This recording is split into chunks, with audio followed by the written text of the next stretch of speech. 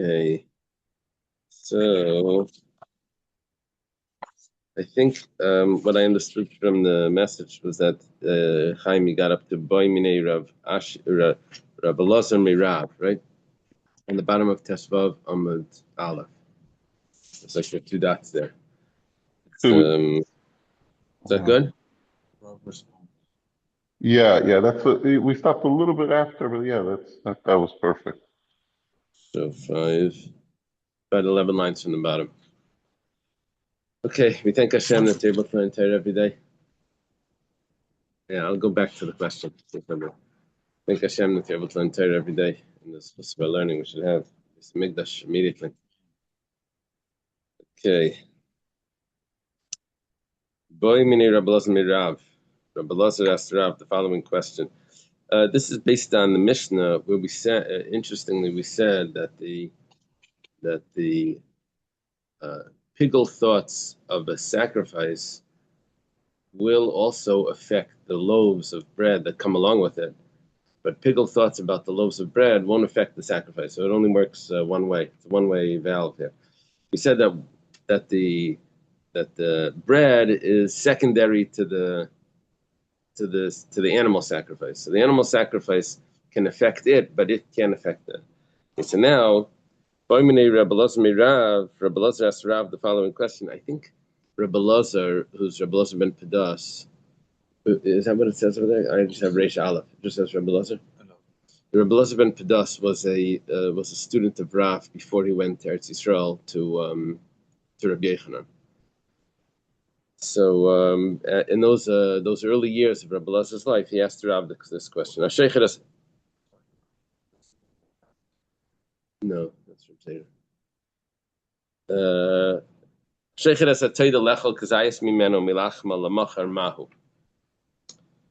If someone yishech the carbon taida, that's a Thanksgiving offering, which comes along with 40 loaves of bread.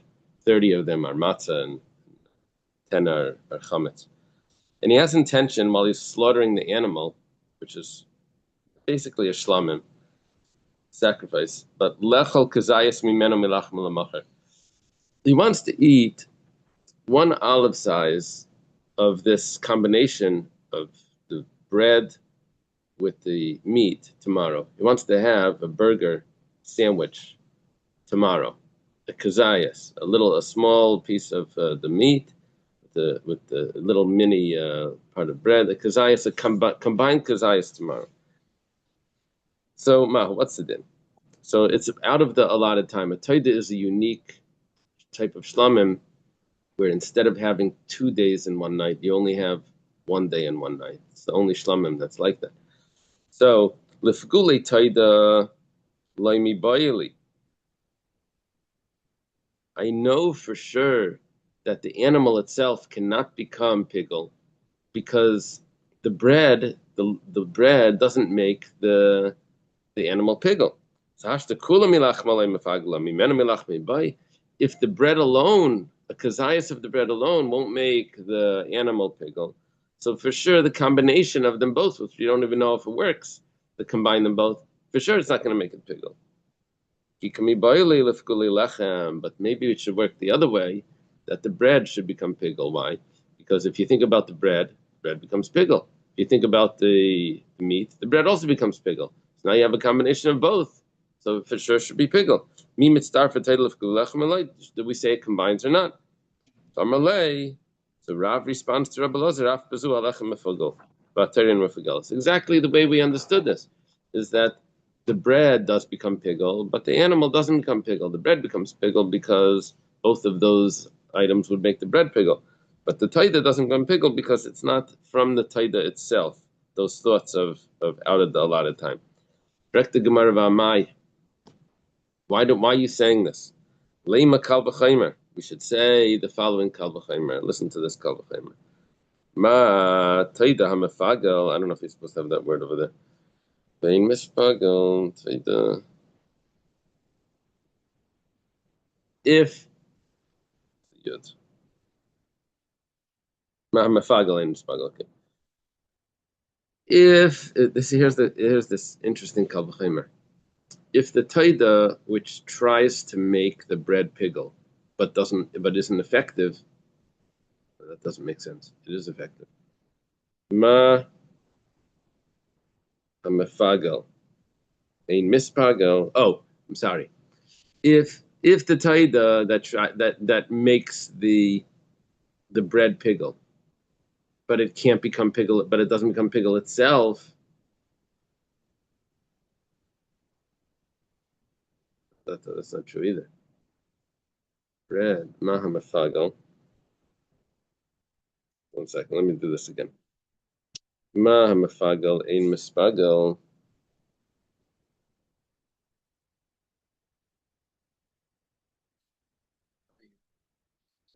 The taida that makes the bread piggle, but it won't become piggle from the bread, right? It won't become piggle from the bread. So habalafagel. So the bread that attempts to make the taida piggle, but it isn't effective. But like piggle in a dinchli is pagel. So I guess it works like this: if what's effective doesn't affect itself, it can only get the other thing, but it can't get itself, which means it's harder to make itself piggle. It can make the other thing piggle. For example, the taida can make when you have a combination of the two, I guess. When you have a combination of bread with taida, with animal, with the sacrifice, it will make the bread piggle, but itself won't become piggle. So let's look at it the other side now. The bread, which can't make the taida piggle, for sure can make itself piggle. That's the concept. The concept is that to make itself piggle seems to be more difficult than to make something else piggle. So if something that could make something else piggle itself doesn't become piggle, for example, the sacrifice that makes the bread piggle, but it itself doesn't become piggle, only if it was piggle itself. But so the bread, which can't make the sacrifice piggle, for sure can't become piggle itself. That's what we're asking. Gemara says, do we ever say a kal v'chomer that works like that?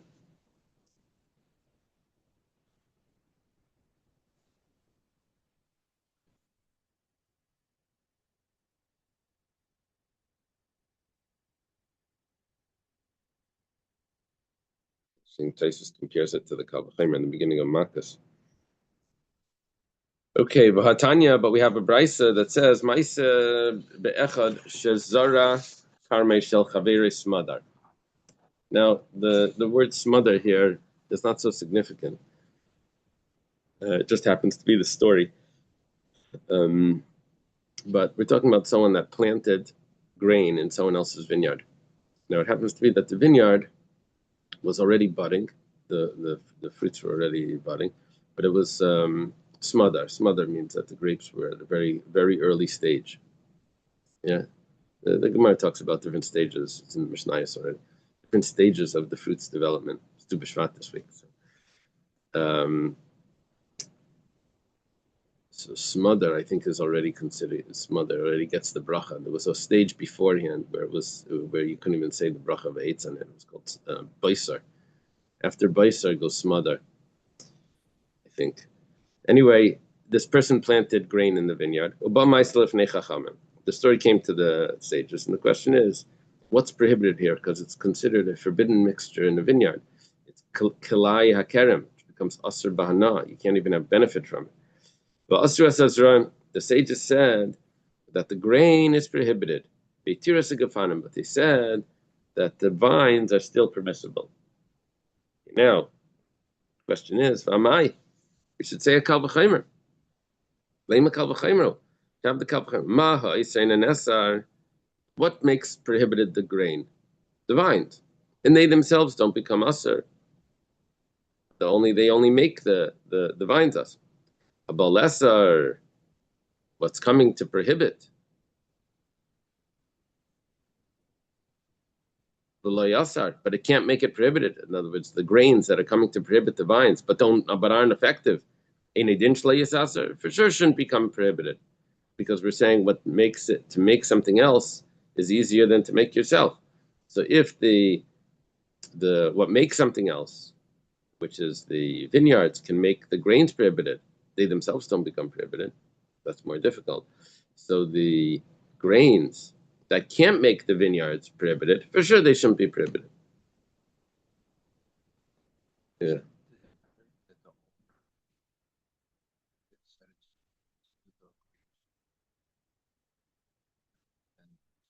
Yeah, it doesn't matter. You'll see in a second. Yeah. Gemara says, Hachi hashta, hold it. Hasam canvas v'lufas Torah. The original prohibition of the grains in the vineyard was actually specific types of grains, which is canvas. Do they have a translation of that? Hemp and luf, which is a type of bean. Are we supposed to read this to Tanan?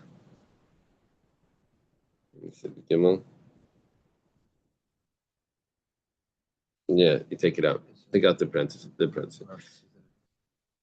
Type of bean, right? So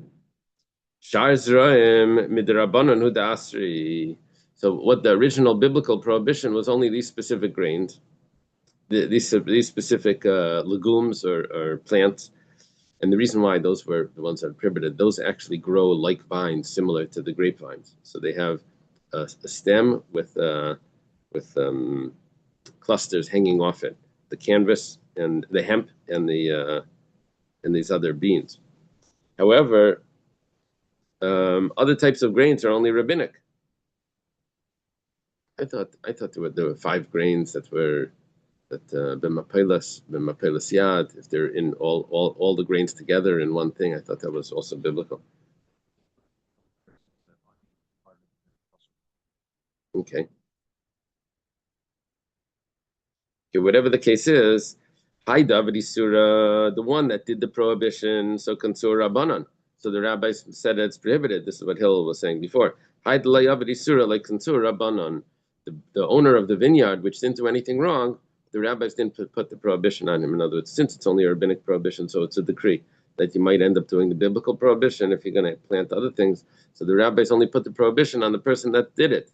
He's the one that should be punished. So it only goes on. But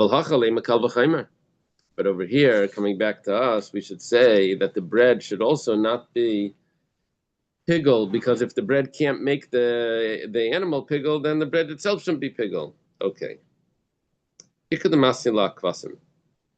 Some taught this, exactly what we learned. This is going to look a little repetitive because it's exactly the same Gemara. Just instead of talking about a carbon taida with the loaves of bread that come along with it, and he has intention to have a kazayas of both. Here we're going to talk about the sheep, the lamb, the 2 lambs of Shavuos with the 2 loaves of bread. We'll have the same Gemara, just repeated with, if someone has intention to have a kazayas combined between the meat and the loaves of bread of Shavuos, wants to have his fleshik meal after the cheesecake, is going to have this little mini sandwich of the meat of the kvasim. There's two sheep, and with slices of the loaves of bread. So that's what he's going to do. Is it going to become pigel or not? Because he had intention to eat it tomorrow. Oh, that's why he's eating tomorrow, because he's going to be milchik. He's eating 6-hour cheese. Wants to eat it tomorrow. Shavuos. So, okay. So Rabbi Elazar asked Rav the following question: someone slaughters the kvasim. He has intention to eat a kazayas combined of the meat and the bread tomorrow. So what's going to be the din? I have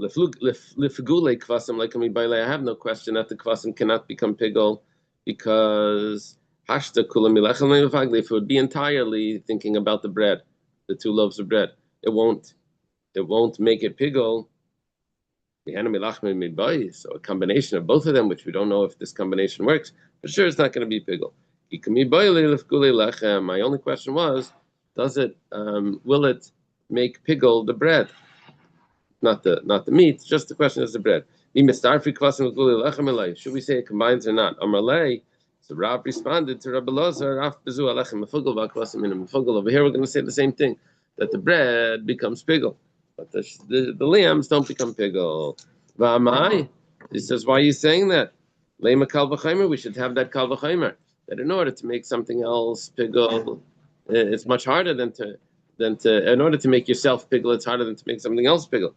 So it goes like this: Ma mefagalein mispagel. When it comes to the lambs, they don't become pigel. Habalafagel v'le pigel. Even though the lambs could make the bread pigel, but it can't make itself. But it doesn't. Not it can't make itself. But it itself doesn't become pigel. So the bread, which trying to make the lambs pigel, but it's ineffective. Like pigel, ain't it? Dinshli is pagel for sure shouldn't become pigel.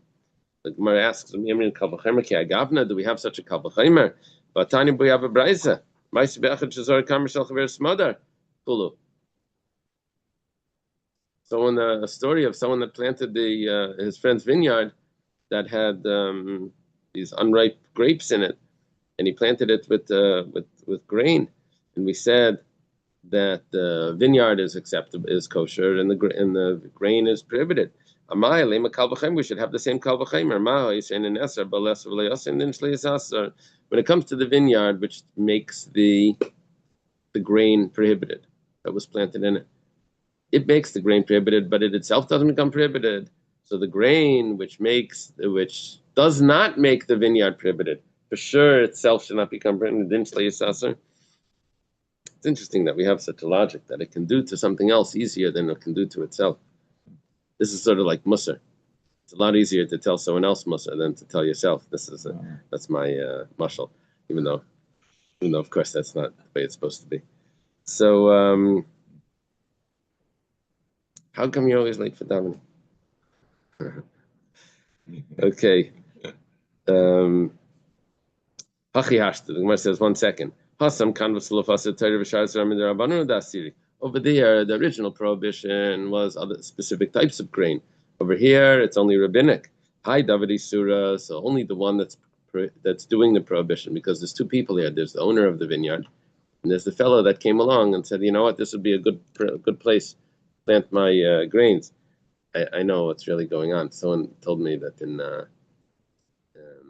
growing marijuana, they would grow it in between the cracks in the sidewalk, so that it couldn't get in trouble for it. They would plant it. Things grow in the cracks in the sidewalk. They'd grow it over there, like on the street. So here, he didn't want to get in trouble. I don't know what these plants that he's planting are. He didn't want to get in trouble. He planted in someone else's yard. So hi, David Surah. It's an issue because it's prohibited in a vineyard. So the one that does the prohibition, so Kansur Rabbanan. The one that didn't do the prohibition, which was the person that was passive here, he would just happen to own the property. Someone else comes in and plants these prohibited plants, so they didn't put a prohibition on him that his property should become prohibited. Okay. But over here, we should say the kal v'chaymer. We should say that the bread should not become prohibited. So we have two versions of the same Gemara. One was with a Taida offering, which means a Thanksgiving offering, and one was with the sheep on Shavuos. Sorry.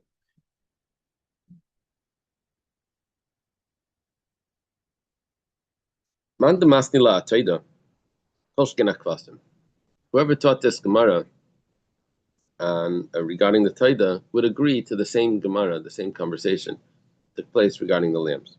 But the second version of this, which we said was the version of Ika Damasi, we don't have a name associated with. The one that taught it about the lambs, there's something interesting about the kvasim, which is different than by the Thanksgiving offering. The kvasim are waved together with the bread.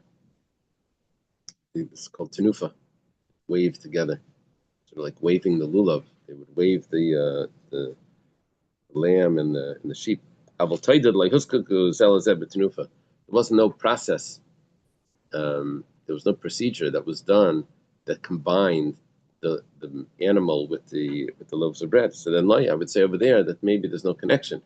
By the by the kvasim, maybe Rav would say that because they're combined together with a process where you do the waving together, so a kazayas combined of both would actually prohibit it.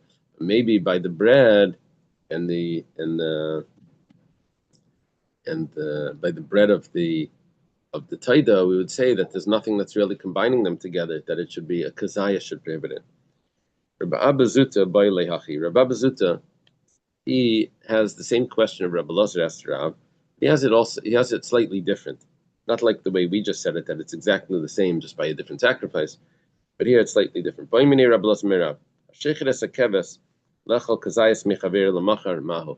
This is a question of linguistics.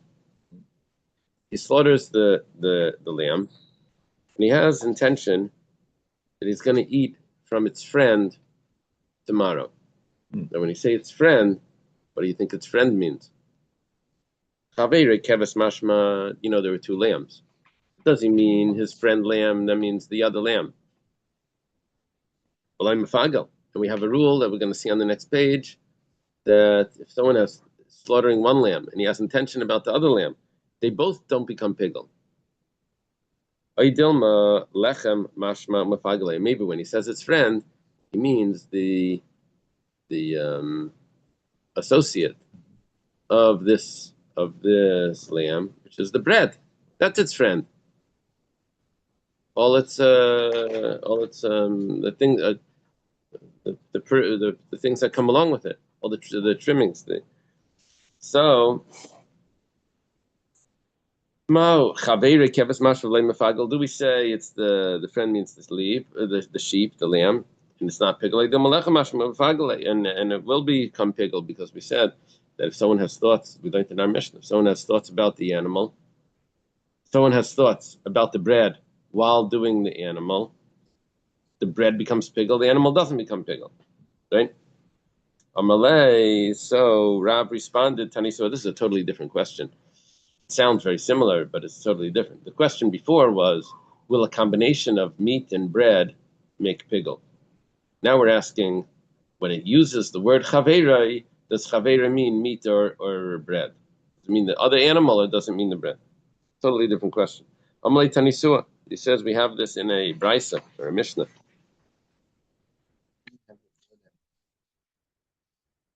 We've had that. It means the other lamb. We've had that. Here he's asking, what does it mean in this case?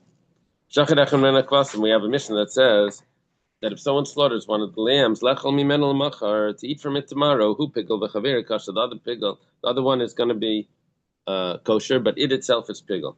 But if to eat from its friend tomorrow, you see the word friend?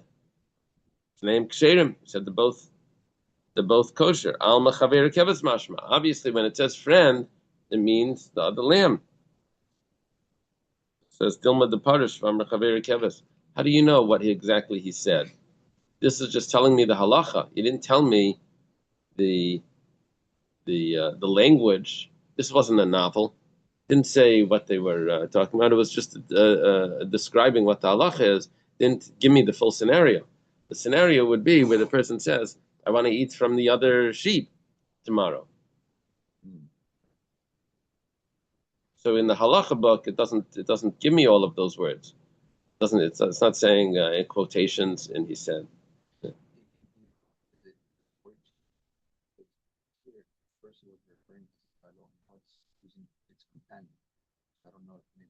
In Hebrew, it's the same.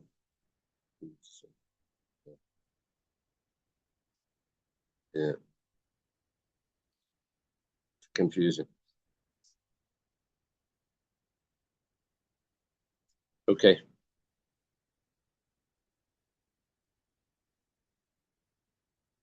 So common translations are commentary, right?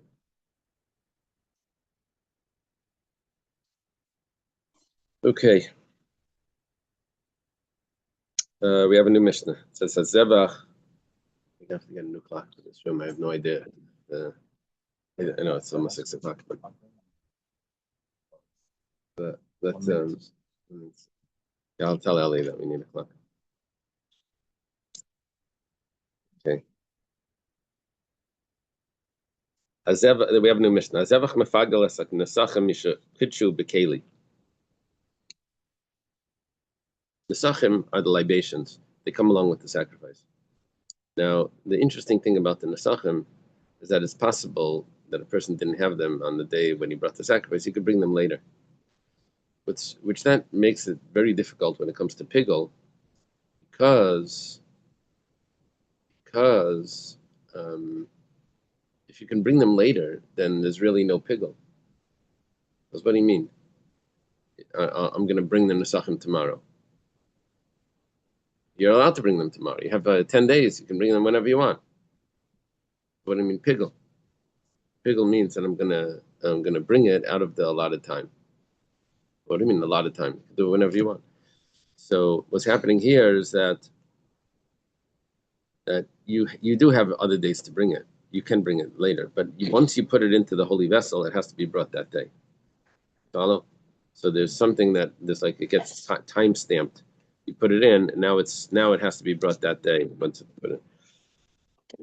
So what we're saying now is hazevach mefagelas and asachim mishakidshu bekeli divrei meir. Once they're put into the holy vessel, and there's thoughts on the sacrifice becomes pigel. So then the nesachim also become pigel. Nesachim, that's what Rameir. Nesachim ain't mefagelas hazevach, but it goes the other way. If someone has thoughts to bring the nesachim on a later date, they don't create the sacrifice doesn't become pigel. Similar to what we said about the breads, that the animal can make the breads pigel, but the breads can't make the animal pigel. Someone slaughters a sacrifice, he has intention that he's going to eat from the sacrifice tomorrow. That's a problem. So who nesachim mefugalim? It and all its nesachim are pigel. Remember, we had an opinion that thought maybe only one leg. Whatever leg he thought about, that would only be when you specify which leg, even that opinion, which we sort of rejected, didn't apply to animals, it only applied to loaves. We had a rejection of that, Rav Huna versus Rav Yochanan. That would only be if you said specifically which one you were going to eat tomorrow. But even according to that opinion, if you didn't say anything, just you say some of it tomorrow, then the whole thing would be pigel. It was betuma. We had. So these two aspects of one carbon, Yeah. the bread, the mincha on the one hand, and the meat on the other, they were brought by different people or different teams. So that actually on the next page is going to play into this, but it doesn't have to be. Could be the same kayan that's doing the whole service. It could be that there are more than one person, and it's actually going to make a difference. The next page of Gemara is going to spell that out. Mm-hmm. So, let's say he has intention to bring the nesachim tomorrow. So only the nesachim become pigel, but the sacrifice doesn't become pigel. Okay, it doesn't make the larger one pigel. Large one, the animal, makes the bread pigel. But the bread, talking about like dragging along, like when they have the trailer in the back, they put a big car, a big van or something, they put a little trailer in the back. But you don't have like a motorcycle pulling along a big trailer. So the pigel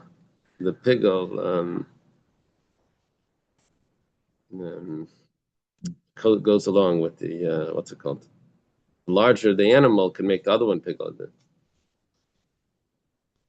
My uncle told me that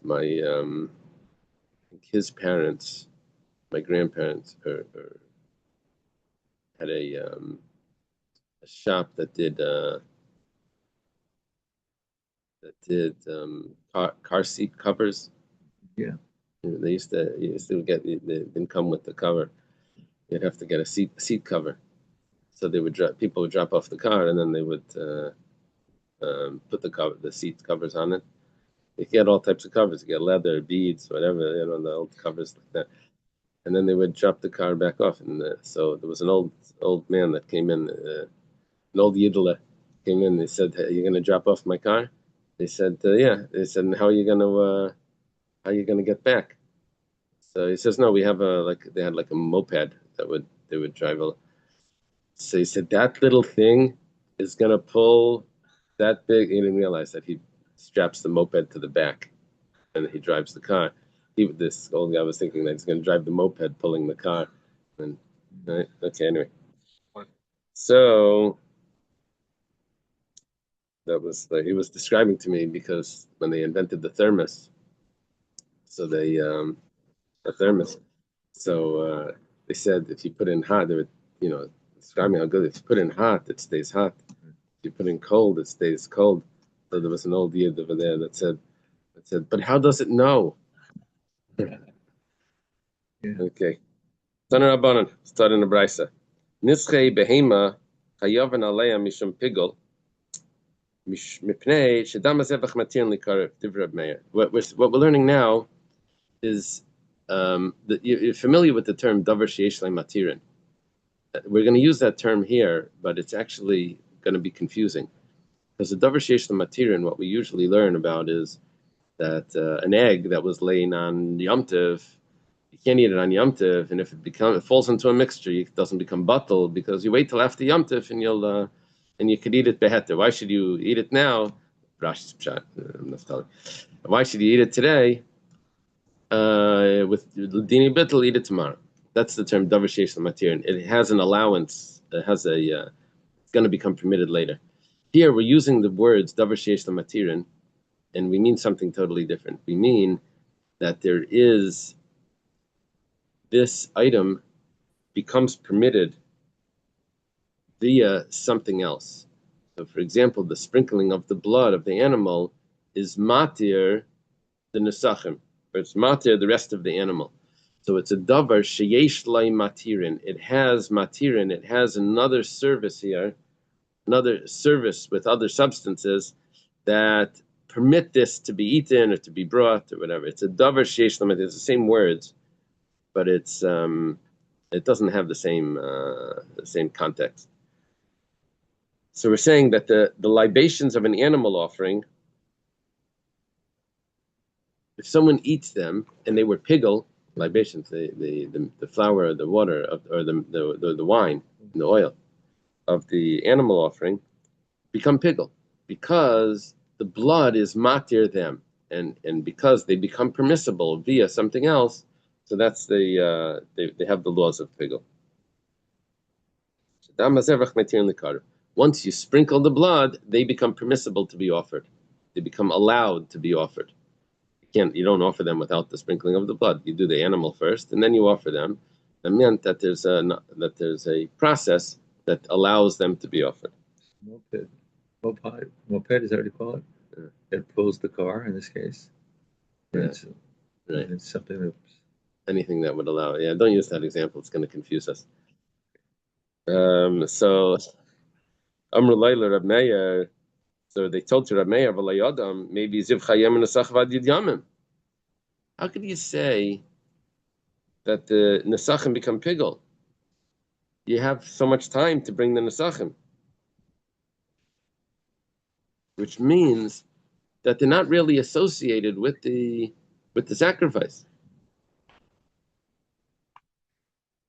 We've severed that connection between Nesachim and sacrifice.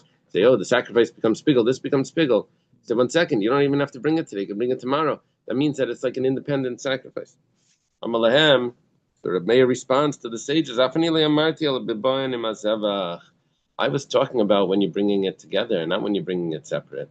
When you bring it together, it's associated. When you bring it separate, it's not associated. Like we learned in the Mishnah, that once you put it into the vessel, that gets time-stamped. That means that it's part of the sacrifice. You bring it on the same day, you bring it together. Amalei, so probably Amrulei, they responded to him, but what about that you don't have to bring it for the sacrifice? Oh. But you can bring it with a you can bring it for another different sacrifice. So even though it was put into a vessel, and it's timestamped for today, but maybe I don't have to bring it with this sacrifice. I can bring it for another sacrifice, which means that it's independent. And what they're claiming is that it should not become pigul together with the sacrifice. Amar Rava. Rava says, "Kasav Rav Meir hukvu b'shchita kalach mitayda." So we don't say that. We say that once the animal is slaughtered, it becomes designated for this sacrifice, just like the breads of a taida, which come along with the taida. Which, when you slaughter the sacrifice with the wrong intentions, the breads will become pigul as well, just together. So too, the nesachim, they're in the vessel at the time of the shchita, they'll become pigul together with the animal, just like the breads of the taida. Taner Rabbanu was taught in the Brisa.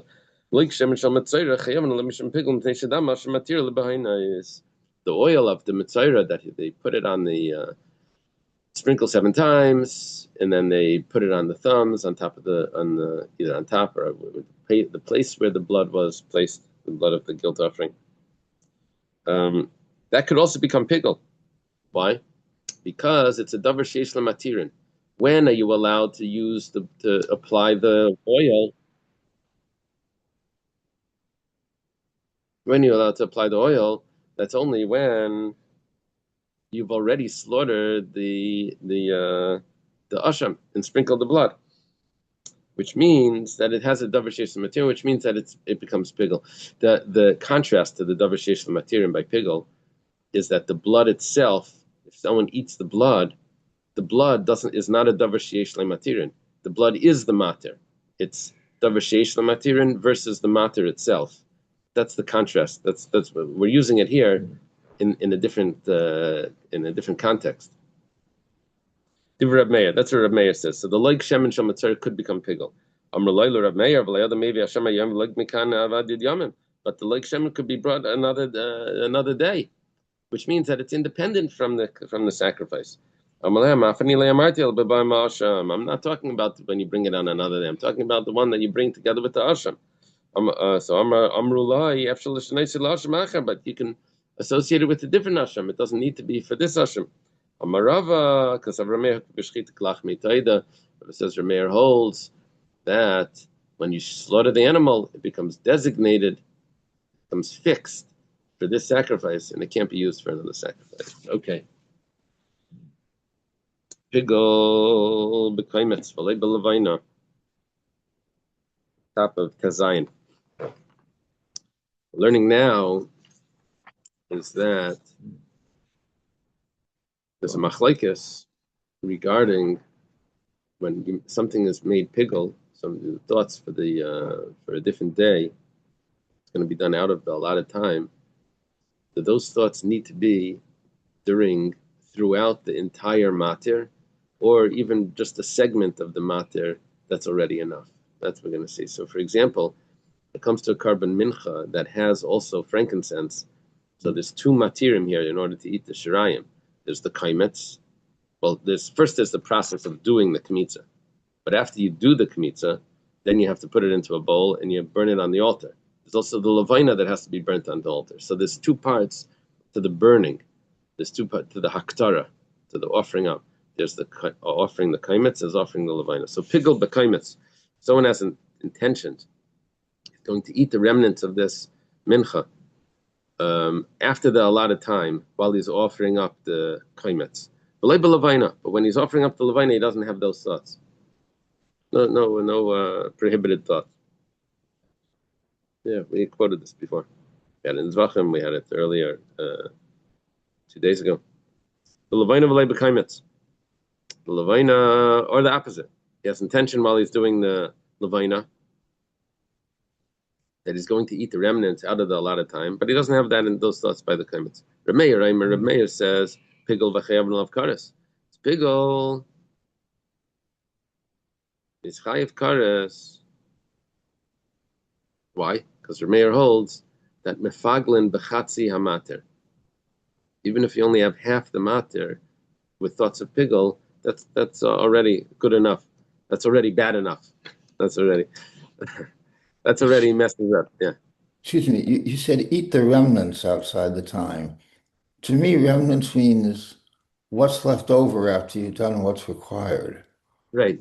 Pegel applies to that? Yeah. What's left over to be eaten is supposed to be eaten in Oh, an oh, in a, oh. It's part of the whole, yeah, it's part of the process. part of the process. Yeah, yeah, okay, thank you. Yeah. If it would have been on an earlier stage of the mincha, then we could have had other things. He's doing the kmitza with intention to offer it tomorrow, but now he's on the last stage of the mincha, so he's doing the offering up offering up the kaimitz on the fire. That's the last stage. There is no other part of it other than eating the remnants. So the only pigel that could be by the offering up would be that I'm going to eat the remnants. I'm going to eat the shirayim at the after the allotted time.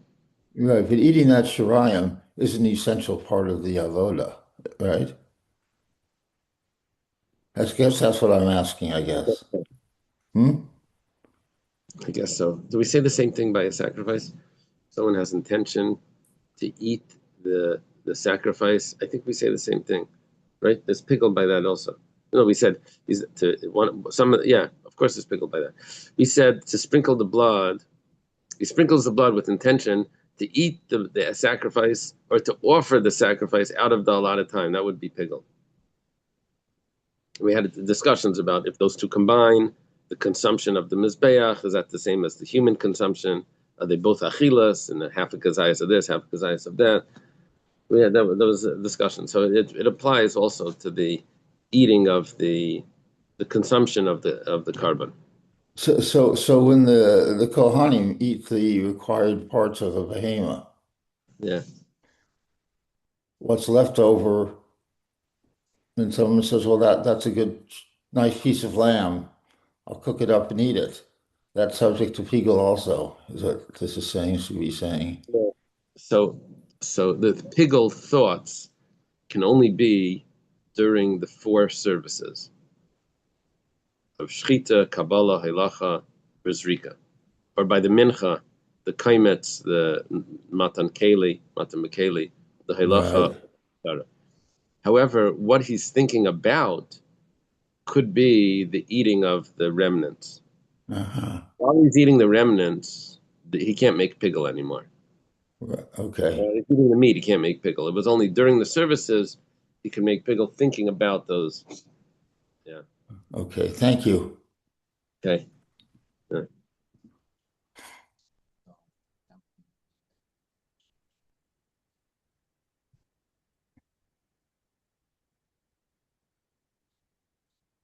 What did we say? Remember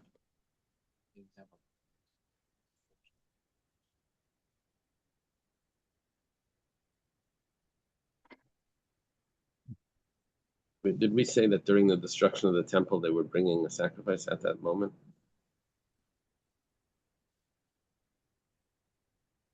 I think we had a theoretical discussion about out of the allotted place, if the base of Mikdash was going to be destroyed in between the this and the that, would that be considered out of the allotted place?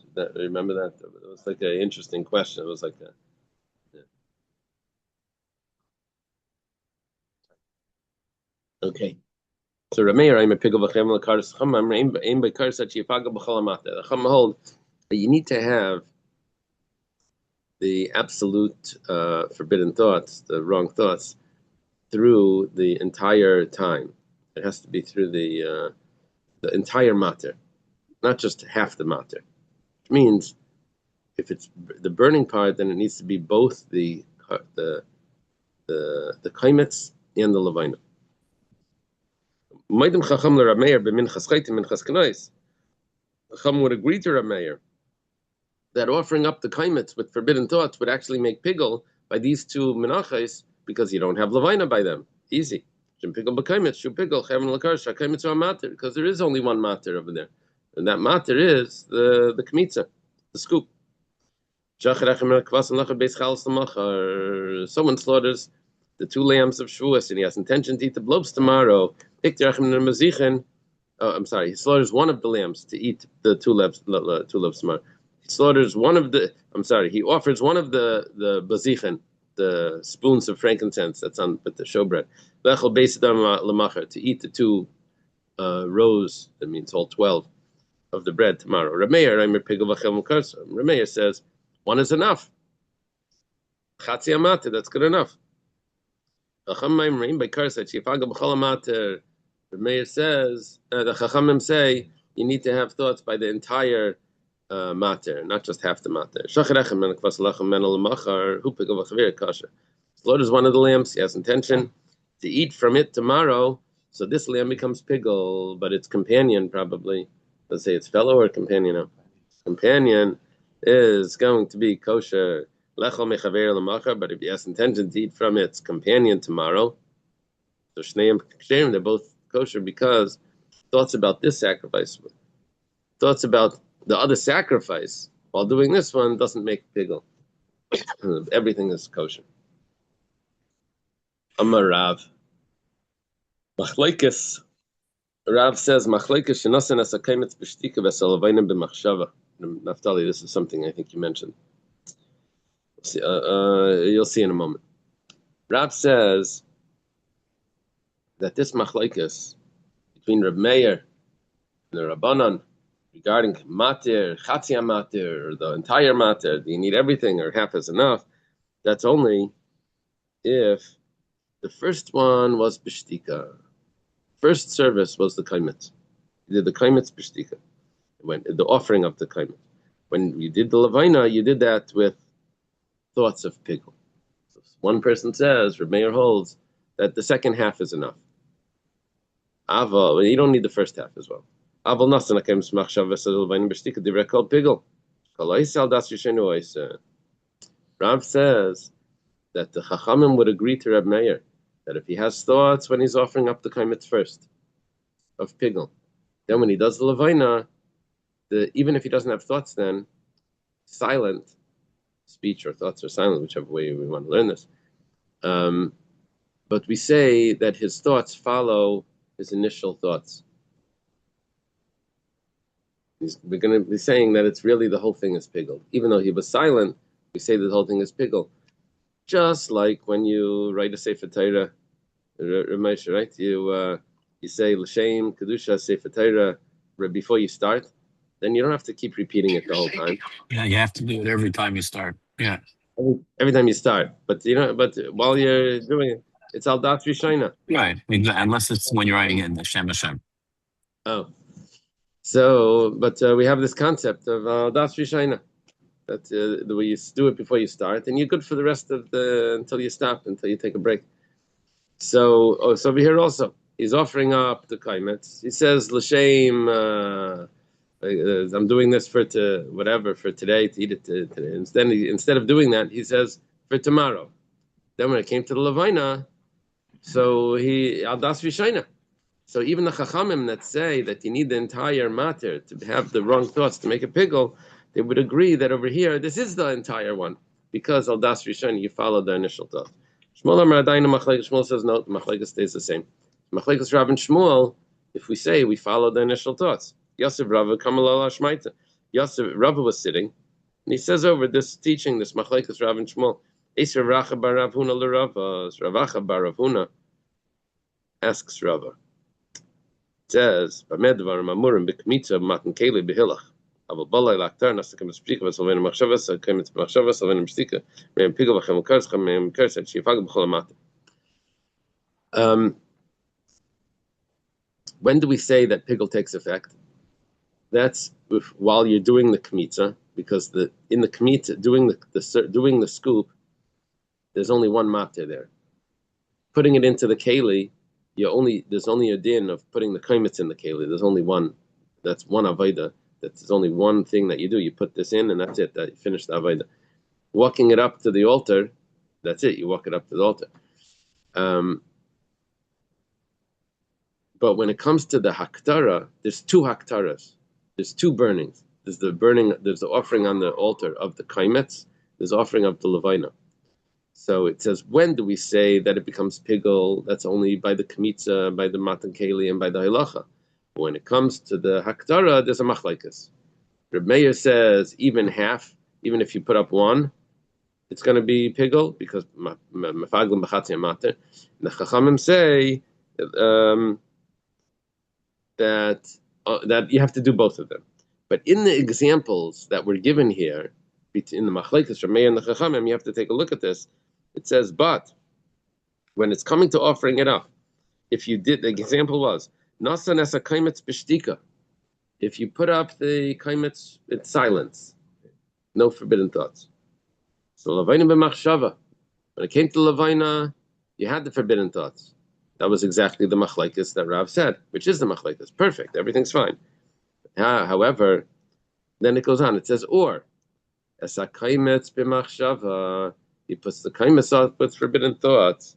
That's the lavaina b'shtika, and the lavaina he puts up in silence. It's machlaikas. Doesn't fit with Rav. Rav said that the chachamim would agree that that's pigul, because your initial thoughts were pigul thoughts. Nevertheless, we were taught, and they still argue it's a kasha on Rav. Rav would say that this case would not be a machlekes.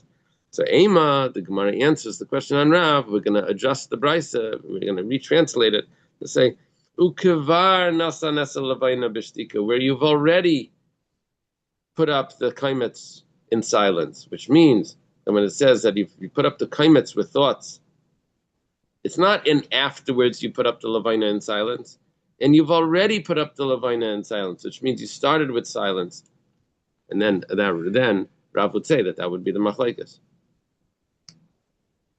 Okay. I have three responses to that. Word tshuva is could also mean a question. It means retort, a response back. First of all, the Hanukkah Maisa. There's a problem with doing that, because when you have a list of cases, where here we have two cases, where we started with the first one, now you're translating the second one different than the first one, so that's not how it works. You have to read, each one should have the same order. You started with kaimetz b'shtika, lavaina b'machshava, and now you do kaimetz b'machshava, lavaina b'shtika. But what now in the second one you want to translate it that kaimetz b'machshava, and you've already done the lavaina beforehand b'shtika, but you didn't do that in the first case. So why in the second case are you switching it? There's no symmetry. Hanukkah Maisa means that it's exactly the wording of the first case. You're just translating it differently, which doesn't fit. And also, I have a brisa that actually uses the word and afterwards. You're really in trouble. How can you say, and you've done it already before, when the brisa has this case, and the brisa sometimes elaborates a little more. It says, and afterwards you brought the lavaina b'shtik. So take him Rav Chanina bebeis deyais. Rav Chanina says, as Rav Naftali, that Rav Chanina says that when do we say you follow the first machshava?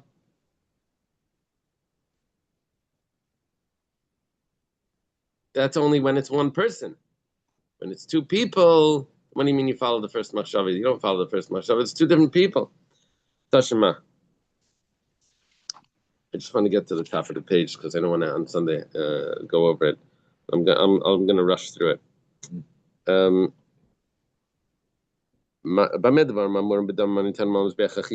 When do we say that one application of blood could make pigul? That's only when one application is the one that's the essential one. That's for blood that's applied to the outer altar. But blood that's applied to the inner altar, then every application of blood is essential. And even if you miss one of the 43 on Yom Kippur, it's 43 applications of blood. It's 8 of the bull by the rams, 7 plus 1, 7 above 1, right? And then 8 of the goat, and then another 8 of the bull, another 8 of the goat. That's 8 times 4 is 32. Plus put on the 4 corners is going to be 36. Plus another 7 that's sprinkled on the surface of the altar. That's 36 plus 7 is 43.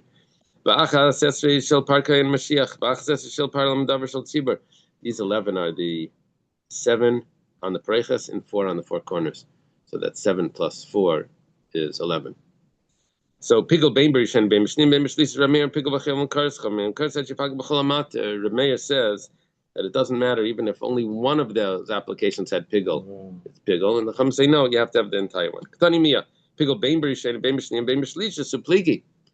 Rameir said whether it's the first one, whether it's the second one, whether it's the third one, it doesn't matter. It's going to be pigel. Problem kashan Rav. Rav says if it's the first one, then there's no machlokes. Everyone would agree that the following ones would be pigel. You know what? Let's talk about that. There's different kayanim. Talking about Anyam Kippur, the kayan gadol becomes tamei. You have to throw in another kayan, right? There was what's it called? The deputy kayan gadol steps in to take over. So it's different kayan. So it doesn't follow the first one. It doesn't follow the first one. Then there would be a machlokes. There's a machlokes in Yuma. If the Kohen Gadol needs to be replaced, do we need to replace all the sacrifices that are coming along, or can the new Kohen Gadol finish the first Kohen Gadol sacrifice? If you say that he can finish it, so granted, then we had the first one with one thought, the other one with another thought. But if you say you have to bring it all over, so what's the case over here? It's a kashan Rav. My skin can shepigel b'rishayna v'shasak b'shniya upigel b'shlishas. Damrina and Isal Kadai to Kaldesa. That's Rishayna Waisa Mehada Pikul B'Shlish Lamali. Rava says that what we're saying over here is that usually we would say that you follow the initial thoughts, but because over here he's rethinking it again in the third one. So the question is, why you have to rethink it in the third one? Probably because the second one doesn't follow the initial thought. Now we have machlokes. If you don't have the whole time, why do you have to redo it in the third application or whatever? Okay. Maskav Ravashi midi shasak tani. But Ravashi says, but it doesn't say that he was silent. It just says he had thoughts of pigel, whether at the beginning or the middle or the end. He has thoughts in all of them. Why does he have to think it now? Why does he have to think it again in the second one? Second application of the blood. Bain Ktani Kasha. So what are you talking about? That he had thoughts in the first one and then again in the second one. And we're saying that if he has thoughts in the second one, that must mean that he didn't have intention that it should follow the whole way. It says, but it says whether it's the first one, whether it's the second one, whether it's the third one. That means that maybe he didn't have thoughts in the first one, right. Which means that. So I have to drop the third. He had thoughts in the first one and the second one. The third one, he's silent. Why do you have to have thoughts in the second one? It must mean that he wasn't intending it to continue on. That's why you have to have thoughts again in the second one. So what do we say about the third one? Does it continue or not? It says, Bain Katani. That means it doesn't matter if it was thoughts in one or in two. Which means that it's a kashan Rav, because Rav would say that if he has thoughts in the first one, it's automatically, even the Chachamim would say that it's going to be pigel in all of them, because the first one makes pigel for the rest of it. It says kasha. It's a kashan Rav. Okay, let's leave it here. Exactly on top of Tesayin on the base. Okay, have a good Shabbos.